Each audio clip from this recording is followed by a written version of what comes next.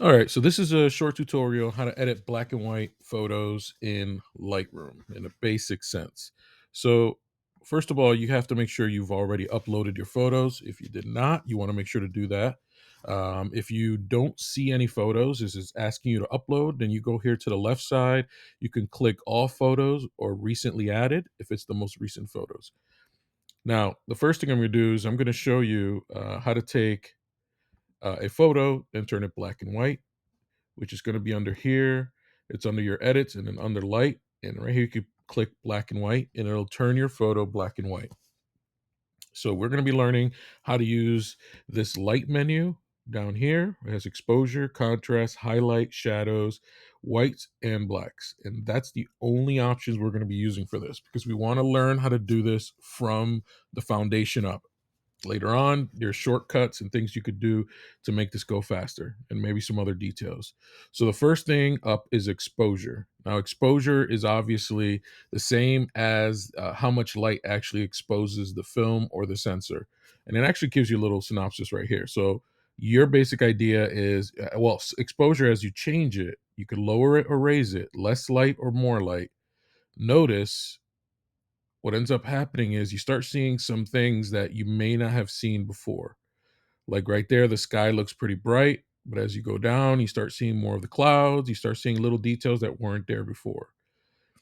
Remember, for this edit, we're trying to find balance between the lights and the darks. We don't want the lights to be so bright that the details aren't there, but we don't want the darks so dark that they kind of disappear. So notice here, when we lower the contrast, you could see the bricks better. Yet our shadow went way too far. It's really, really dark. You can't see some of the details, but we're going to go darker for now. And this is why we have other options like contrast. Contrast actually, what it does is that it links the lights and the darks. If you add contrast, then it shows you the difference. It spreads out the lights and the dark so that there's a lot of contrast. If there's less contrast, it boosts up the gray. So less there's not a huge difference shift between the lights and the dark. So as you lower the contrast, what you're going to see a little bit is this shadow starting to open up. And you notice you can see more details. The building looks grayer and doesn't look just like little differences of black and white. Now, I don't want to go too far. I don't want the building to be just a stark gray. So I could still see some of the details. The trees are looking pretty good. This car is still looking bright and shiny. So I'm going to keep going. Now, highlights are the range of values or the brightest brights that are going to be in your photo. So if you lower it, notice it will affect the middle values too. It won't just be the highlights. So the highlights would be the brights. It will affect your middle values, but if you notice that if I go farther down, it gets rid of the clouds. So we really don't want this. It is a sunny day, so we do have to accept that some things are just going to be stark white, and that's okay because it's a sunny day. It reflects what's going on. Shadows. Now, if we bump up shadows, bump up the number, now we don't want the shadows to be similar to the middle value, but raising up the shadows, look, it brought up a little bit of detail back here. So I don't mind there being some darks that I can't see in, but notice all these darks are now you could see some details in it. And that's the key. People are looking at photos. You want to be able to see things.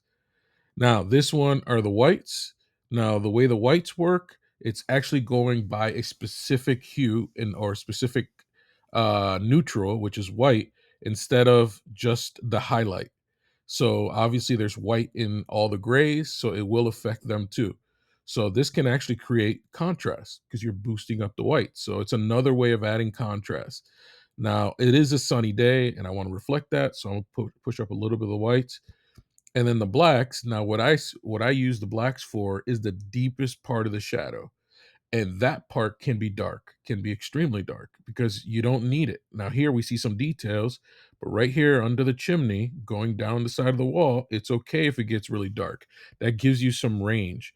Now you see there's a difference between this side of the wall and this side of the wall. And then the shadow in the car, you still see the curve, you still see the grass, even in the tree. You can see the trees, you can see the difference.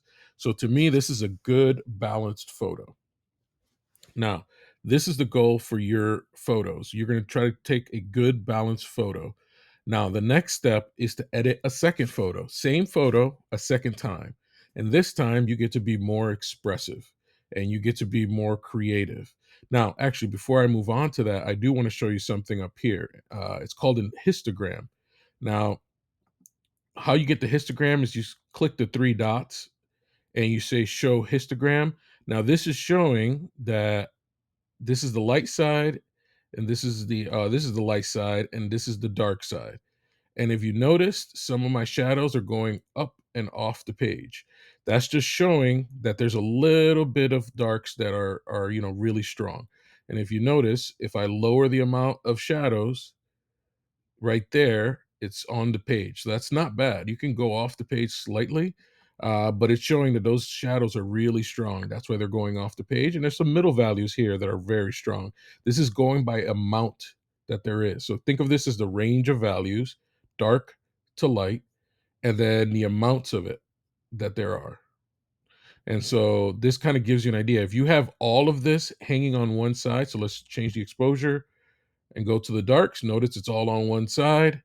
Go all to the lights. Notice it's all going off one side. So you want diversity. You want range. You want there to be all over, so that you have a little bit of everything. Now, when you edit your creative version, so this is going to be the balanced version. Now, before you edit your creative version, you need to make a copy of this one. And the way you copy it is to hold control, click the photo, you get this menu, and what you're looking for is duplicate. Here it is, duplicate one photo. You click it, and I know you see four on mine, but this is the actual copy. You can see they're exactly the same. And on the second one, I want you to change it to your personal liking, and it's just expression. Maybe you saw something in your edits where you're like, wow, I really like it really dark.